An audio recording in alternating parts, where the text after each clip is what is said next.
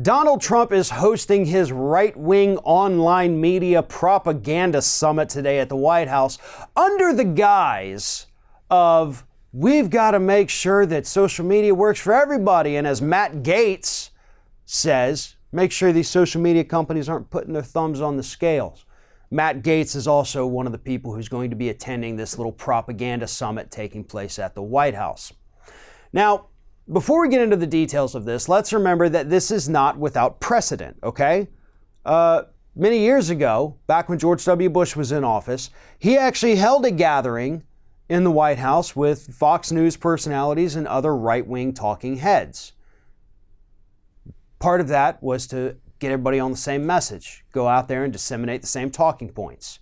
This is just the latest evolution of that. Obviously, Fox News is not the only conservative voice out there. Neither is conservative talk radio. You have all these groups online, and so Donald Trump is tapping into that. This is not unprecedented, and unfortunately, there's nothing illegal about it. He's allowed to do this.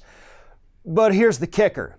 They're doing this under the guise, again, of making sure that conservatives are not being censored on social media, because damn it, things are so unfair for those folks. Matt Gaetz, again, attending the meeting, always claims that he's being shadow banned because not enough people are liking and retweeting his tweets. This is not about censorship. If it were, he would have invited people from Facebook, Twitter, and Google to attend the meeting. Instead, all he wants to do is tweet out nasty things about those groups and not let them come and be a part of the conversation and explain why some of this may be happening, which, for the record, happening to progressives and liberals as well. But nonetheless, the people attending this, these are not people who are interested in going there and talking about how do we make things better online. Let's, for a brief second, look at some of the folks on this guest list. As I already mentioned, Matt Gaetz is going to be there. PragerU has been invited. Project Veritas, James O'Keefe will be there. The Heritage Foundation, they're not even a social media group. They actually are just a group that basically comes up with talking points for right-wingers and right-wing politicians. So what in God's name could they possibly be doing there? Other than likely giving everybody their marching orders and their talking points.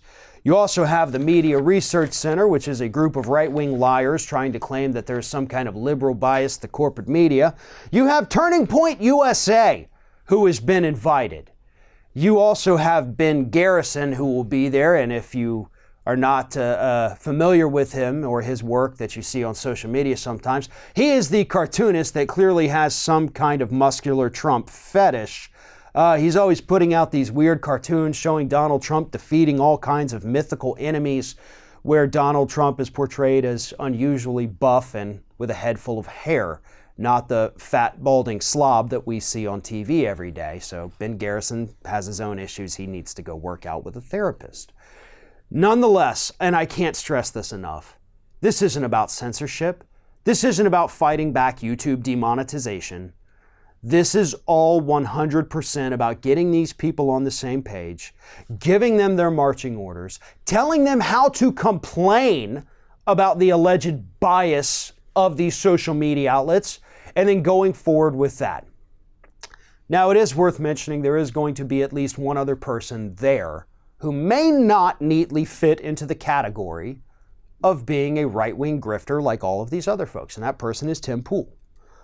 Tim Pool is going to be there, and he, was laughing on Twitter yesterday. Everybody's considering me right-wing. Oh my God, that's ridiculous. That's crazy. You go after the left a lot, probably at least recently more than you go after the right. Not to mention the fact that if you're going to be sitting down at a table with Donald Trump and PragerU and the Media Research Council and James O'Keefe, and Donald Trump said, hey, get this other guy too, they likely consider you an ally. I'm not saying you are, but maybe you need to get a little bit introspective here and find out why would they, if they're inviting all these weirdos, think that I would fit in well with these groups. There's a reason they probably think that, and you need to figure that out, Tim. But again, this isn't good. And the worst part about it is that the left could also be doing this. David Pakman, actually, a couple months ago, suggested, and he has actually been working with a few lawmakers to meet with progressive media personalities so that we can help, craft messaging, get out the talking points they would like us to get out, not necessarily be their mouthpieces for them, but kind of promote the issues that they would like us to promote. David Pakman was spearheading that. I reached out to him yesterday, and he's still trying to get things organized with that. So we are trying to do it, but at the same time, we are so grossly unorganized on the left, and I hate to kind of levy that criticism at all of us, because it is all of us. We've all got our own channels. They're doing okay. Sometimes they're not doing okay. But it's mostly just, what can I do? What can I do? What can I do? We need to come together, right? We need to all come together.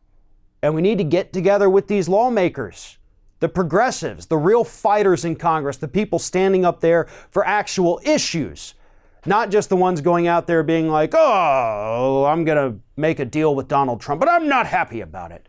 No. The people who are actually out there fighting for Medicare for all, fighting for debt-free college, fighting for a $15 minimum wage. Those are the people David's been reaching out to, and hopefully we can make this meeting happen.